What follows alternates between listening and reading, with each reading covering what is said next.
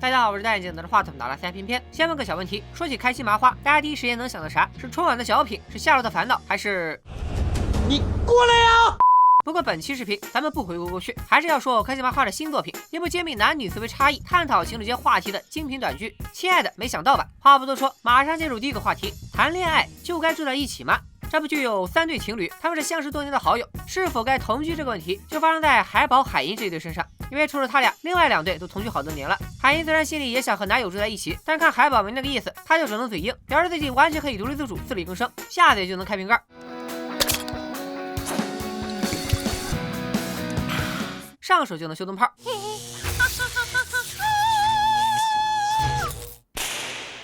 见海银不好意思，先开口提同居，闺蜜马上深入讨论起独居女性被歹徒劫持的新闻。海银听了很害怕，海宝听了也很担心。你说万一被坏人跟踪了，那犯罪分子多危险！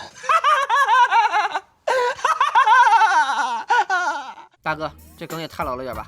不过真是说啥来啥。当晚，海银独自走在回家的路上，身后真有个黑影乱晃。他想打电话求救，手机居然凭空消失了，这可怎么办？考验独居女青年演技的时刻就是现在。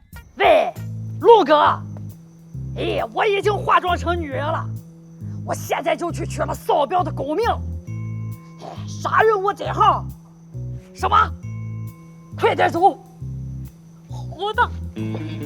海银吓得够呛，可身后的黑影其实是来送手机的海宝。这次有惊无险，让海银不再压抑自己的天性，哭着说要和海宝同居。海宝虽然答应了，但心里却隐隐有一丝担忧。这是为啥呢？咱们马上来看看海宝的小九九。其实他一直不和海银同居的原因很简单，就是海银不让他打游戏。没想到吧，男人有时候就这么幼稚。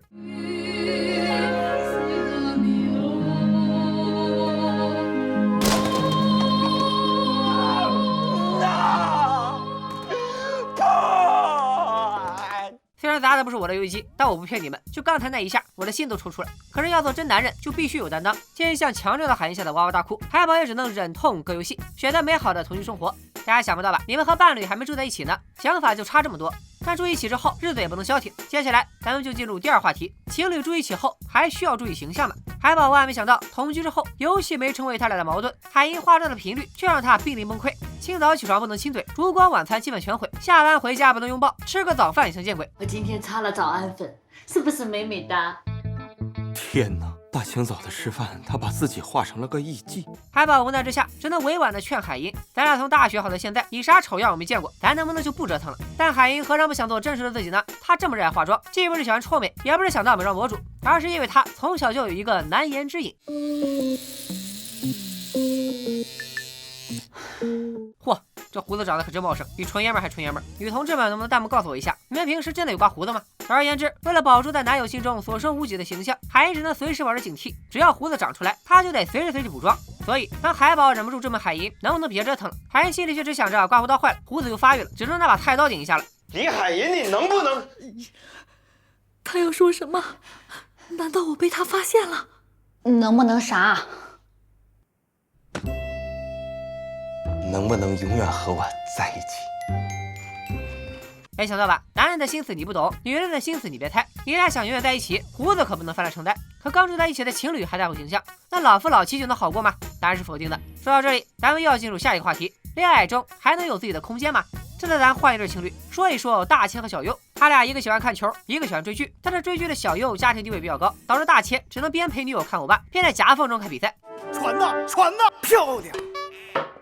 然后大千只能连抓带挠，连踢带跑，为了看场球赛，眼神都猥琐了。这种情况还得好兄弟出场，海宝给大千支招，让他假装替同事加班，然后他们哥几个一起去酒店看球。这次大千顺利出逃，可一路上总觉得时不时看到小优，莫非是他被女友的恐惧支配了太久，小优已经在他脑海中阴魂无处不在了吧？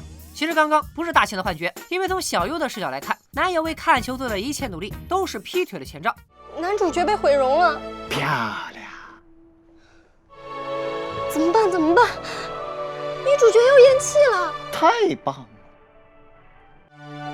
他们终于在一起了，太幸福了！什么玩意儿啊？新赛季这几天，大千不仅状态不对，情绪紊乱，连对小优的态度都这么古怪。小优不能眼看着大千绿自己，所以在大千去酒店的时候，她也拉着闺蜜一路尾随。最后俩人在酒店房间门口狭路相逢。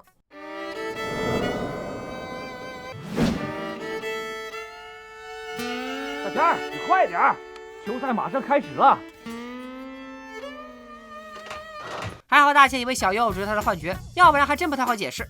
没想到啊，男同胞为了看球可以不择手段，女同胞为了抓奸也是无所不用其极。在我看来，情侣之间还是得给对方喘气的空间。说完空间，再聊聊新鲜感。据说相恋多年的情侣都有共同的困扰，那就是送什么样的礼物才能让他满意。送礼可真是门大学问。如果用上学来比喻的话，男友知名送礼的等级，在花花心中也就是幼儿园1页的水平。这可真不怪花花要求高，每年他过生日都希望志明能送他心仪的礼物，可是年年希望，年年失望。花花想要面膜补水，志明送他一壶200开；想要闪闪发光的红宝石项链，志明送他一面伊沃克锦旗。到最后，花花只想要一根口红，志明还买了平安的山寨货。这点玩意儿张口就要38，最后我18拿下的，厉害不？你去死吧！看到这里，妹子们有没有代入感？估计很多人已经想暴打钢铁直男了。今年花花已经对志明没抱任何希望，可是没想到志明还能踩雷。花花要减肥，他偏送巧克力，花花气得不想吃，可一看到志明失落的背影，他顿时脑补了一出大戏。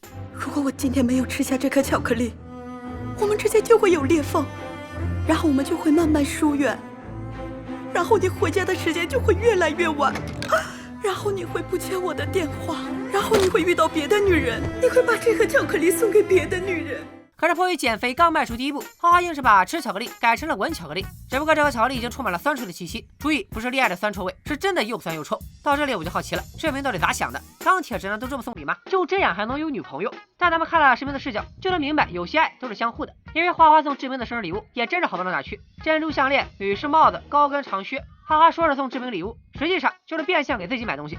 所以志明今天压根忘了花花的生日，巧克力只剩包装，里面的巧克力也不过是瓜子皮滥竽充数。而为了不穿帮，志明愣是让花花闭着眼睛闻了他3把的汗脚，隔着屏幕我都闻着味儿了。不过还好志明知道花花半夜一定会偷吃，及时叫了真巧克力外卖，这个生日才算平安度过。没想到吧，男人心也是海底针。志明这次虽然化险为夷，但还是建议男同胞们不要学习。说到这里我也挺无奈，你们说这部剧到底该不该推荐给情侣看？因为它实在过于真实了。亲爱的，没想到吧？采取一个话题、2个视角、3对情侣的模式，聚焦男女之间的矛盾，体现生活中处处都有意想不到的问题，让那些模糊的男女思维差异一下子有了具体的情节。同时，这部剧轻松愉快且接地气，当做下饭剧来看还是很不错的。当然，解说由于时长关系，不能一口气说完所有话题，原剧还有更多笑点，大家可以自己去看。亲爱的，没想到吧？6月2日在优酷首播，感兴趣的小伙伴们不妨去看看原剧。咱们下期再见，拜了个拜。